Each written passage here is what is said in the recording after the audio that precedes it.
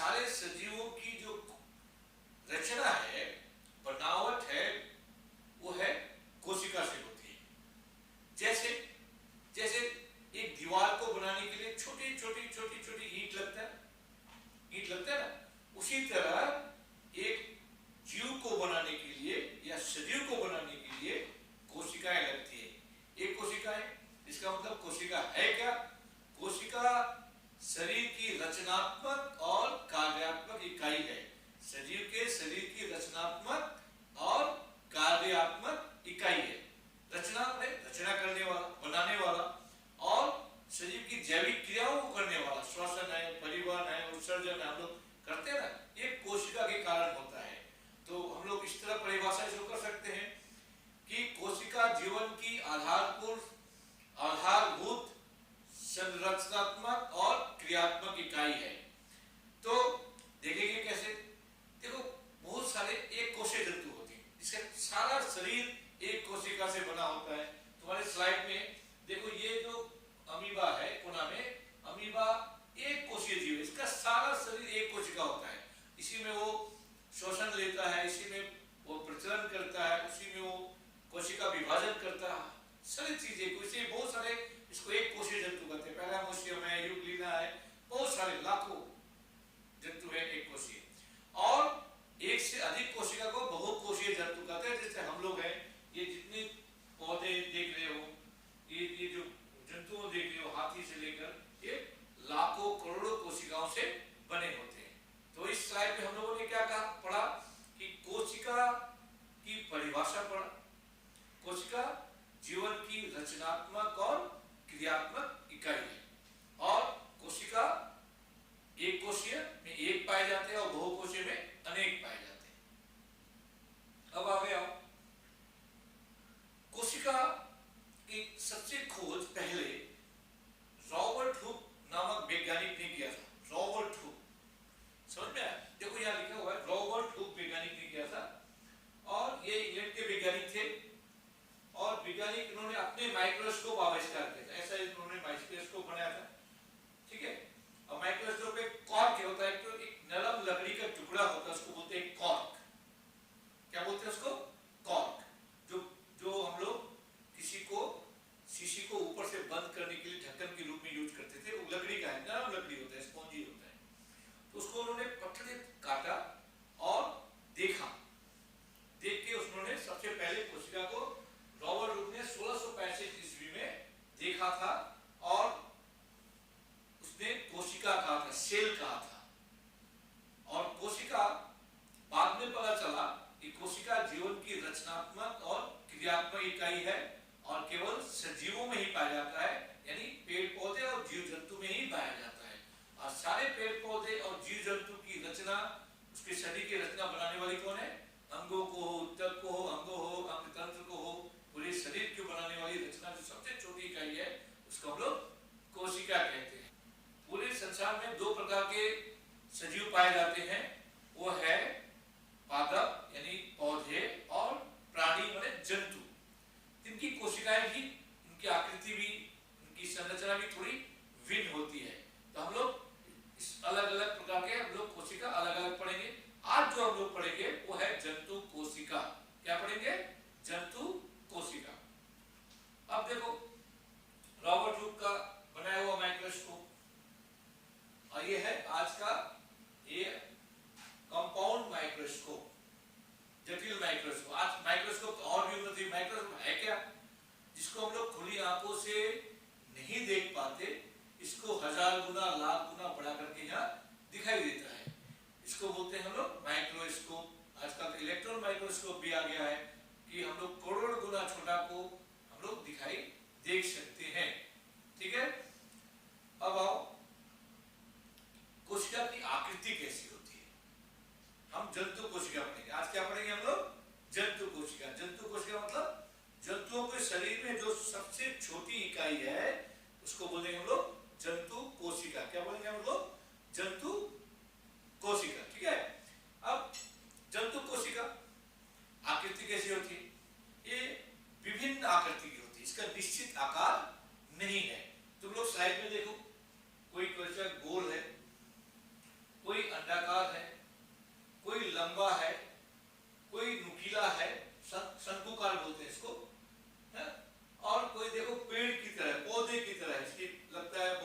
शाखाएं हैं, ये तना, बीज का तना है, ये जड़ें हैं, ये तंतु कोशिका है। तो इस तरह ये फैट सेल है, वसा कोशिका है। तो इसका आकार ये अमीबा टाइप का आकार है, बोन कोशिका है, ठीक है, हड्डी की कोशिका है, ये ब्लड कोशिका है। इसका आकार होता है विन विन, कोई निश्चित आकार नहीं होता। अंगों के बनावट और उत्तक के बनावट के अनुसार इसका आकार भी भिन्न भिन्न होता है। समझ में आया? तो कोई आकार निश्चित नहीं होता और ये आकार अलग अलग अंगों के अनुसार इसकी रचनाएं और आकृति होती है। ठीक है, अब आओ कुछ इंटरेस्ट बातें हम लोग बता दें कोशिका के बारे में।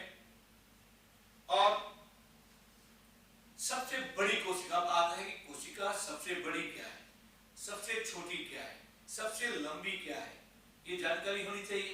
इस स्लाइड में हम लोगों ने ऐसे ही किया है। अब दिमाग में आएगा सबसे कोशिका तुम लोग देखा है क्या?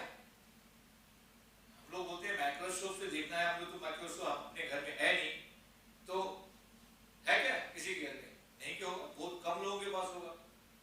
ठीक है, तो उसको आपने देखा है, मैं कहूँगा आप सभी कोशिका देखा है। तो अंडे खाते हो ना भाई, संडे हो या मंडे, रोज खाओ अंडे, सुनते हो? अंडा देखा है? अंडा का मतलब होता है एक कोशिका। अंडा भी क्या है? एक कोशिका है, एक सिंगल कोशिका है, एक ही कोशिका है। ठीक है, तो यहाँ वही बताया गया है। सबसे बड़ी कोशिका जो है सबसे शतुर्मुख का अंडा है। ठीक है, शतुर्मुख का अंडा। ठीक है, इसकी लंबाई लगभग 15 सेंटीमीटर होती है। और हम लोग जो मुर्गी का अंडा, उसके तुलना में मुर्गी का अंडा ये दिखाया गया है। उसी तरह सबसे बड़ी कोशिका का आप लोग देख लिए। सबसे छोटी कोशिका क्या है? ये है माइकोप्लाज्मा, बैक्टीरिया है, छोटी कोशिका है, सबसे छोटी माइकोप्लाज्मा। माइकोप्लाज्मा। तब तुम लोग सबसे बड़ी कोशिका क्या है? शतुर्मुख का अंडा। सबसे छोटी कोशिका क्या है? माइकोप्लाज्मा। इसकी हम लोग इसको साधारण माइक्रोस्कोप से नहीं देख पाते, इलेक्ट्रॉन माइक्रोस्कोप लगेगा देखने के लिए। इसकी जो आकृति है या इसकी जो साइज बोलते हैं, उसको साइज जो है, आकार जो है, वो 1 × 10⁻⁹ मीटर, मतलब बहुत छोटी, बहुत छोटी। समझ में? तो सबसे छोटी क्या है? माइक्रोप्लाज्मा, यानी बैक्टीरिया का कोशिका है। सबसे बड़ी क्या है? हम लोग शतुर्मुख का अंडा 6 इंची से ऊपर होता है। ठीक है, ठीक उसी तरह सबसे लंबी कोशिका है तंतु कोशिका, तंत्रिका कोशिका बोलते हैं इसको। ये मनुष्य में पाया जाता है, जंतु में पाया जाता है, संवेदनाओं को ग्रहण करता है। ये 1 मीटर लंबा तक होता है, 1 मीटर लंबा, 3 फीट से ऊपर एक कोशिका लंबा होता है। इस तरह हम लोग देखे, सबसे छोटी कोशिका, सबसे बड़ी कोशिका, सबसे लंबी कोशिका। अब आओ जंतु कोशिका, जिसके बारे में हम लोग को पढ़ना है। ये जंतु कोशिका, इनको अच्छे से ध्यान से देखो इस फिगर को। जंतु कोशिका हमारा हमको अच्छी तरह पढ़ना है। एक कोशिका जंतु कोशिका का एक आकार है, एक टिपिकल प्लांट सेल बोलते हैं, टिपिकल प्लांट सेल, जिसको देखो सबसे बाहर एक झिल्ली से घिरा होगा, इसको प्लाज्मा झिल्ली कहते हैं। क्या कहते हैं? प्लाज्मा झिल्ली कहते हैं, कोशिका झिल्ली भी कहते हैं, और सेल मेम्ब्रेन इंग्लिश में कहते हैं। क्लियर हो गया? तो कोई झिल्ली से घिरा होगा, तुम लोग झिल्ली देखा होगा, अंडे के जो मोटे छिलके हटाने के बाद, कड़े छिलके हटाने के बाद एक पतली झिल्ली होता है, उसी को बोलते हैं कोशिका झिल्ली। उसी तरह सभी कोशिकाएं, जंतु कोशिका, कोशिका झिल्ली से घिरी रहती है। ठीक है, और इसमें बहुत सारे भीतर में एक लसलसा पदार्थ या सेमी लिक्विड पाया जाता है, गाढ़ा द्रव पाया जाता है। उसमें एक बीच में गोल रचना पाई जाती है, उसको बोलते हैं केंद्रक या न्यूक्लियस। और ये सारी उसके बाद उसमें बहुत सारे पाए जाते हैं अंग, कोशिका छोटे छोटे अंग पाए जाते हैं, उनको बोलते हैं, इस द्रव को बोलते हैं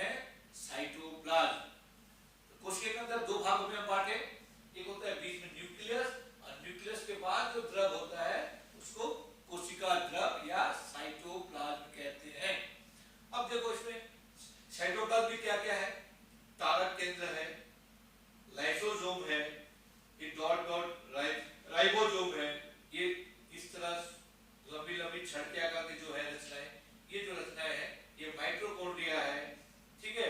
उसके बाद बीज वाला गोला भाग को हम लोग बोलते हैं केंद्रक है, उस केंद्रक के अंदर झिल्ली से है।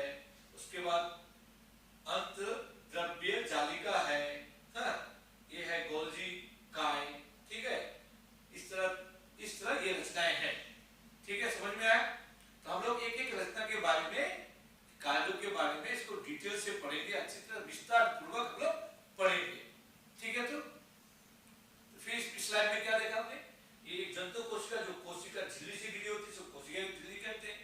और कोशिका झिल्ली के बाद पूरे रचना को हम लोग क्या बोलते हैं, उसको एक द्रव होता है उसको बोलते हैं जीव द्रव। क्या बोलते हैं, जीव द्रव। जीव द्रव दो तरीके से बांटा गया है, एक केंद्रक और कोशिका द्रव। केंद्रक और कोशिका द्रव।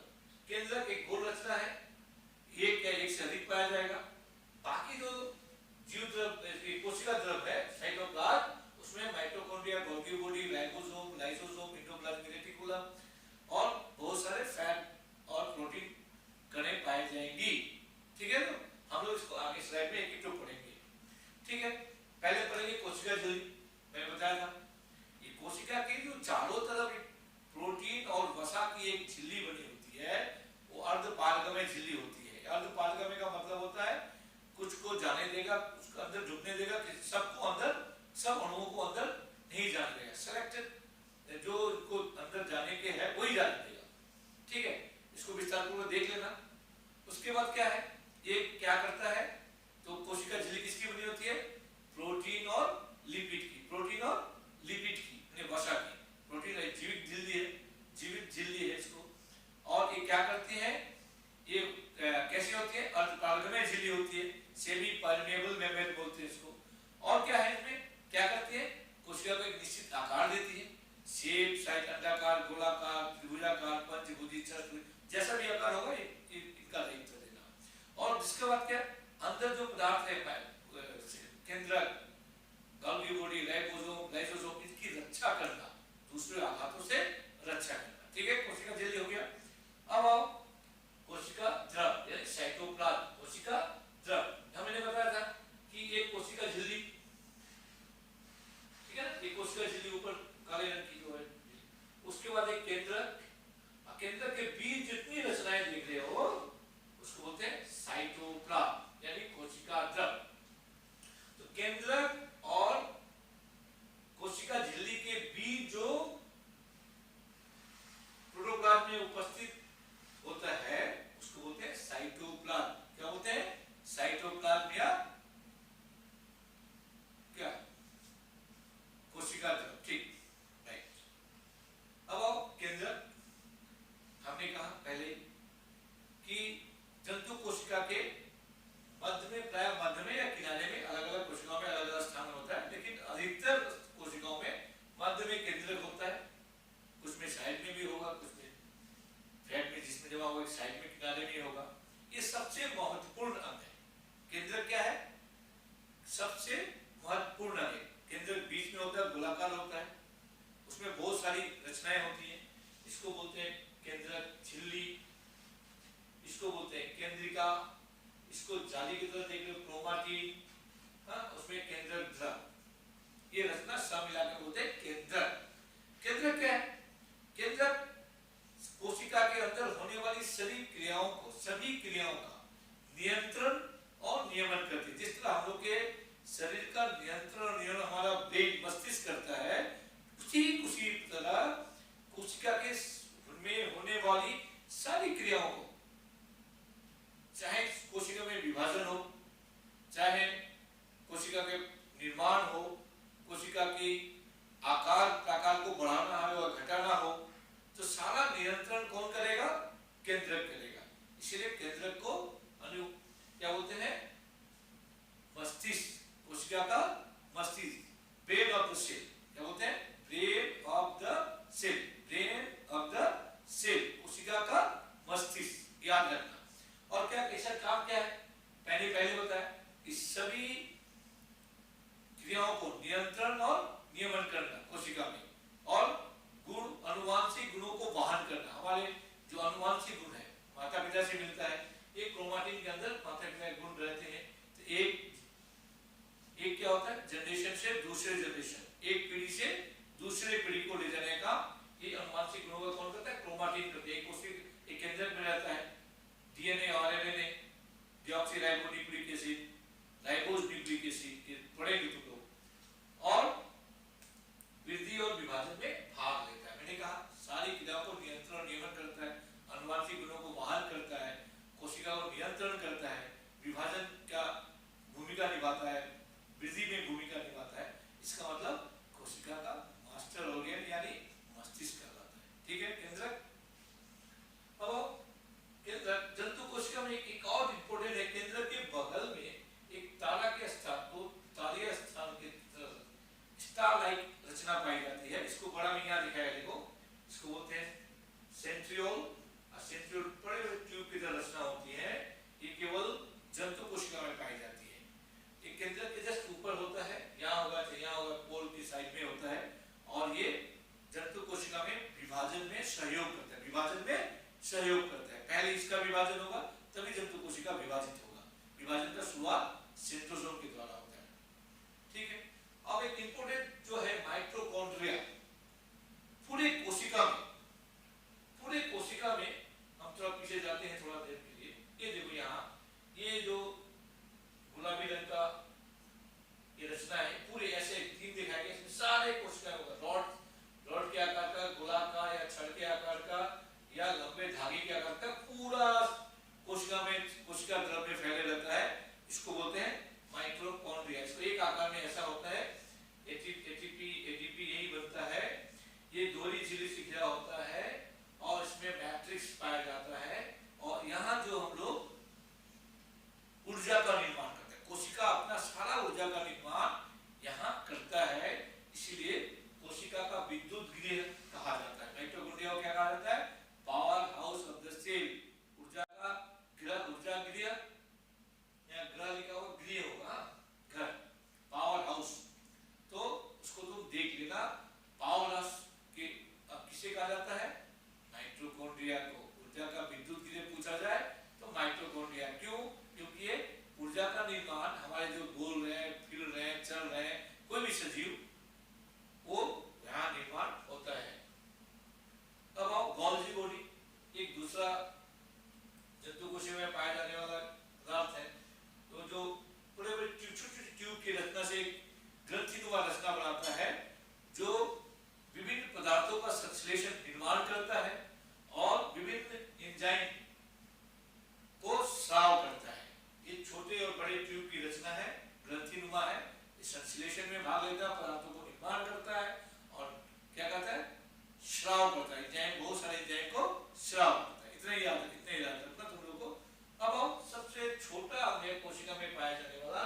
देखो कोशिका में एक डॉट डॉट डॉट डॉट बिंदु की तरह होता है, देखने में ऐसा होगा, माइक्रोस्कोप से देखे तो ऐसा दिखाई देगा। 2 यूनिट होता है, सब यूनिट तुमको डिटेल में अलग से पढ़ना है, तो ये इतने जान लो। और ये जो ये पूरे कोशिका द्रव में बिखरा रहता है, गोल का रचना होता है, और उसको बोलते हैं राइबोसोम। सबसे छोटी रचना है, कोशिका में पाई जाने वाली सबसे छोटी कोशिका है, इसको बोलते हैं राइबोसोम। इसको एक अच्छी तरह देखना, यहाँ राइबोसोम लिखा हुआ है, एक पूरे डॉट डॉट रंग का एक बिंदु करके क्या पाएगा, रचना पाया जाएगा, उसको बोलते हैं राइबोसोम। एक झिल्ली से घिरी होती है। ये इसका काम क्या है, प्रोटीन का निर्माण करना, जो बहुत इंपॉर्टेंट है। यदि प्रोटीन का निर्माण राइबोसोम नहीं करे तो कोशिका में विभाजन नहीं होगा, वृद्धि नहीं होगा, हम लोग नए जीव की उत्पत्ति नहीं कर सकेंगे। तो इतना जितना भी हो, बहुत इंपॉर्टेंट चीज है। ये क्या लिखोगे तुम लोग, प्रोटीन का निर्माण करना, प्रोटीन का निर्माण करना, क्लियर। और वसा में के पाचन में सहायता करना। हम लोग फैट खाते हैं, तेल और बटर खाते हैं, उसको पाचन करता है, ठीक है। अब लाइसोसोम केवल जंतु कोशिका में पाए जाने वाला एक थैलीनुमा रचना है, एक गोल अनियमित आकार का थैलीनुमा रचना है। इसमें बहुत एंजाइम पाए जाते हैं, लाइसोसोम पाया जाता है, फेगोसाइटोसोम पाया जाता है,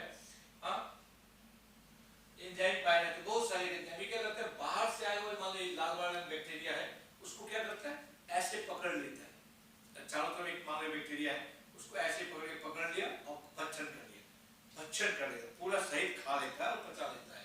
ये काम है बाहर से आए हुए कीटाणु को भक्षण करना। लेकिन कभी कभी लाइसोसोम क्या करता है कि ये जो बैक्टीरिया जब ये फट जाता है अपने आप में को सेल कोशिका में किसी कारण फट गया तो अन्य राइबोसोम एंडोप्लाज्मिक रेटिकुलम न्यूक्लियस को नष्ट कर देता है, मतलब अपने ही सेल को नष्ट कर देता है। इसलिए इसको आत्मघातक थैली कहते हैं। किसको कहते हैं आत्मघातक थैली? लाइसोसोम को। क्यों बताया मैंने? जिस कोशिका में रहता है उसको कभी कभी नष्ट कर देता कभी कभी, लेकिन इसका मुख्य काम क्या है? बाहर से आए हुए जीवाणुओं को भक्षण करके उसको नष्ट कर देना। एक बहुत इंपॉर्टेंट काम है, ठीक है। हम लोगों ने अब अंत पदार्थीय जालिका यानी इंडोप्लाज्मिक रेटिकुलम, इंडोप्लाज्मिक रेटिकुलम ये जालिका होता है। ये जो न्यूक्लियस के केंद्रक झिल्ली से इसका निर्माण होता है। देखो केंद्रक झिल्ली से बनता है और पूरे कोशिका में इस तरह फैल जाता है। छोटे छोटे कोशिका को भागों में बांट देता है, वो अपने स्थान पे तो घेर लेता है। और इसमें देखो डॉट डॉट लगा हुआ है, राइबोसोम है, और नहीं लगा हुआ प्लेन है, इसमें नहीं होते। स्मूथ बोलते हैं और रफ बोलते हैं। स्मूथ जिसमें राइबोसोम लगा रहेगा इंडोप्लाज्मिक उसको बोलते हैं रफ इंडोप्लाज्मिक रेटिकुलम, और जिसमें नहीं होगा उसको स्मूथ इंडोप्लाज्मिक रेटिकुलम कहते हैं। क्या करता है? ये भी एक प्रोटीन संश्लेषण में भाग लेता है। केंद्रक झिल्ली और केंद्रक कोशिका के बीच संबंध स्थापित करता है। केंद्रक झिल्ली और केंद्रक कोशिका के कोशिका द्रव के अंदर ये संबंध स्थापित करता है, उसको रेगुलेट करता है, उपापचय क्रिया में मदद करता है, ठीक है। रिक्तिकाएं, जंतु कोशिका में रस से बड़ी छोटी छोटी राजधानियां पाई जाती है। क्या पाई जाती है? राजधानियां पाई जाती है। ये देखो दो ड्रॉप की तरह बना हुआ है, ये ड्रॉप को वैक्यूल्स या राजधानियां कहते हैं। ये राजधानियां कोशिका झिल्ली से घिरी जब तेल गैस से भरी हुई होती है, रचना होती है, इसको हम लोग राजधानी कहते हैं। इसको टोनोप्लाज्मी कहा जाता है, एक टोनोप्लाज्मी कहा जाता है बड़ा व्यक्ति को, और इसका उत्सर्जन में सहायता करता है, भोजन जमा कर सकता है, जल जमा कर सकता है, संकुचनशील कॉन्ट्रैक्टर क्या होता है? उत्सर्जित पदार्थों को बाहर या कोशिका के अंदर मदद करता है। इतने ही जान लो। तो आज हम लोग कोशिका के विभिन्न प्रकार की अंगों की रचनाओं के बारे में विस्तृत पढ़े हैं। आशा करते हैं कि तुम लोग जंतु कोशिका ये समझ गए होंगे। यदि आपको अच्छा लग रहा है वीडियो और चाहते हैं कि मैं और अच्छे वीडियो बनाऊं तो मुझे जरूर लाइक